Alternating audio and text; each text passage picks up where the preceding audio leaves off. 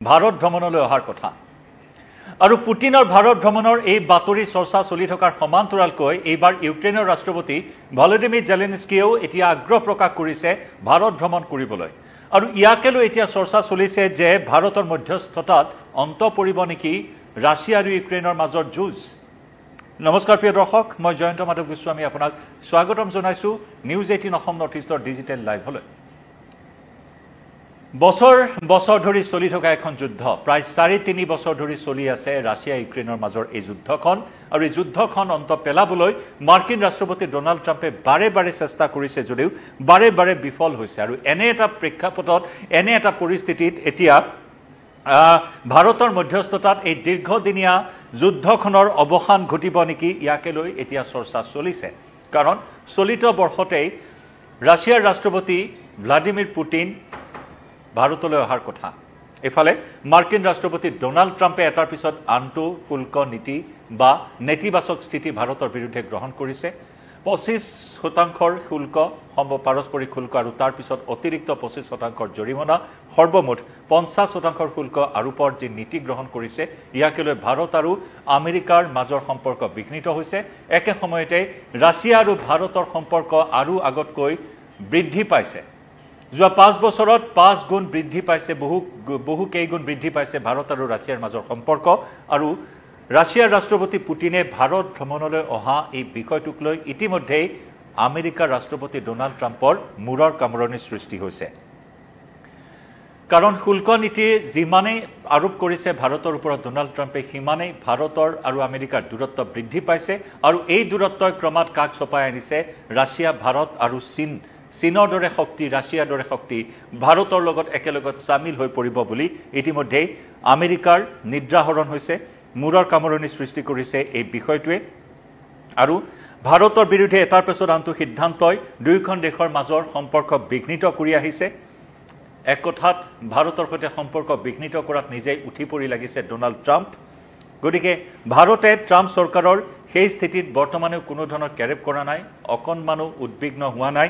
কোনো ধৰণৰ উদ্বিগ্ন নোহোৱাকৈ ভাৰতে নিজৰ স্বাৰ্থত, দেশৰ স্বাৰ্থত, দেশৰ জনতাৰ স্বাৰ্থত ৰাছিয়াৰ সৈতে সম্পৰ্ক আৰু অধিক উন্নীত কৰাৰ বাবে ইতিমধ্যে সিদ্ধান্ত গ্ৰহণ কৰিছে আৰু সেই মৰ্মে যোৱা সপ্তাহত ভাৰতৰ বিদেশ মন্ত্ৰী এছ জয়শংকৰে ৰাছিয়া ভ্ৰমণ কৰিছে, মস্কো ভ্ৰমণ কৰিছে। ৰাছিয়াৰ ৰাষ্ট্ৰপতি ভ্লাদিমিৰ পুটিনক সাক্ষাৎ কৰি ভাৰতত আৰু অধিক বিনিয়োগ কৰিবলৈ তেওঁ আহ্বান জনাইছে।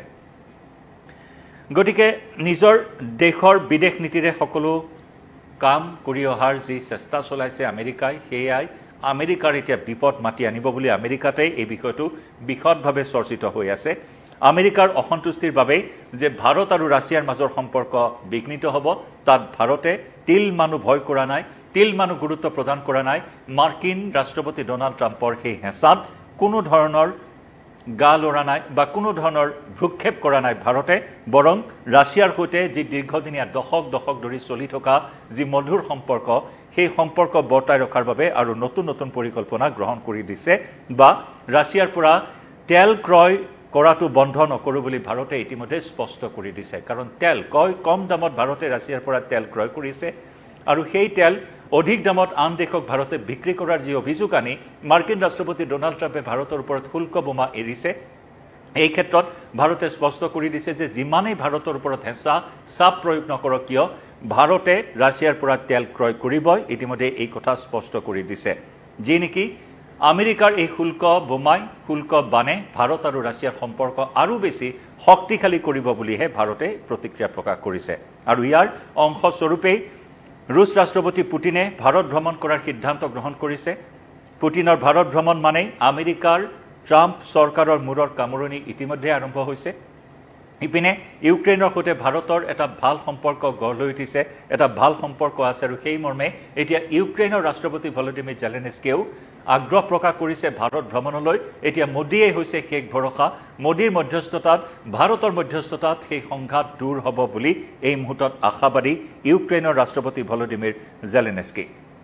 গতিকে অতি শীঘ্ৰে ভাৰত ভ্ৰমণ কৰিব বুলি ভাৰতত থকা ইউক্ৰেইনৰ ৰাষ্ট্ৰদূতে এই কথা প্ৰকাশ কৰিছে। আনহাতে শনিবাৰে দেখিবলৈ পোৱা হৈছিল এটা বিৰল দৃশ্য, ভাৰত আৰু ইউক্ৰেইনৰ মাজৰ সম্পৰ্কৰ এখন নতুন ছবি শেহতীয়াকৈ পোহৰলৈ আহিছে।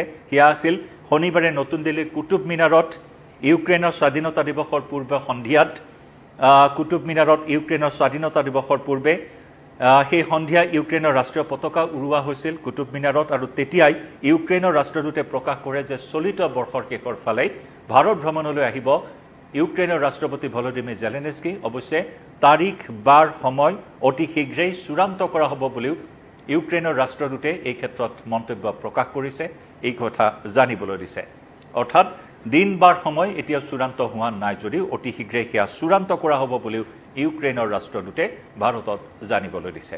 গতিকে সেই দিশৰ পৰা এতিয়া আশা ভাৰতৰ ওপৰত যে ভাৰতৰ মধ্যস্থতাত এতিয়া ৰাছিয়া আৰু ইউক্ৰেইনৰ মাজত চলি থকা এই ৩.৫ বছৰীয়া যুদ্ধখনৰ অৱসান ঘটিব। একেদৰে আলাস্কা বৈঠক, হোৱাইট হাউচৰ বৈঠক, আলাস্কাত পুটিনৰ সৈতে ডোনাল্ড ট্ৰাম্পৰ বৈঠক, হোৱাইট হাউচত জেলেনস্কিৰ সৈতে ডোনাল্ড ট্ৰাম্পৰ বৈঠক, এই বৈঠকসমূহৰ পিছতো ডোনাল্ড ট্ৰাম্পে দাবী কৰিছে অতি শীঘ্ৰেই দ্বিপাক্ষিক বৈঠক অনুষ্ঠিত হ'ব। ৰাছিয়া ইউক্ৰেইনৰ দুয়োগৰাকী ৰাষ্ট্ৰপতিয়ে সন্মতি প্ৰদান কৰিছে আৰু তাৰ পিছতে ত্ৰিপাক্ষিক বৈঠকত তৃতীয় পক্ষৰ হৈ ডোনাল্ড ট্ৰাম্প নিজে উপস্থিত থাকিব সেই দাবী উত্থাপন কৰিছে। গতিকে সেই দিশৰ পৰা যুদ্ধৰ অৱসান ঘটিব বুলি এই মুহূৰ্তত আশা প্ৰকাশ কৰা হৈছে আৰু একে সময়তে পুটিনৰ ভাৰত ভ্ৰমণ আৰু তাৰ পিছতে জেলেনস্কিয়ে যি ভাৰত ভ্ৰমণসূচীৰ কথা উল্লেখ কৰিছে ৰাষ্ট্ৰদূতে, তাৰ পৰাই অনুমান কৰা হৈছে যে ভাৰতৰ মধ্যস্থতাত এতিয়া ভাৰতৰ প্ৰধানমন্ত্ৰী মোদীৰ হস্তক্ষেপত এতিয়া এই যুদ্ধৰ অৱসান ঘটিব বুলি আশা প্ৰকাশ কৰা হৈছে। এনে সময়তে কিন্তু ৰাছিয়া আৰু ইউক্ৰেইনৰ মাজত সংঘাত কিন্তু দিনক দিনে বৃদ্ধি পাই আছে।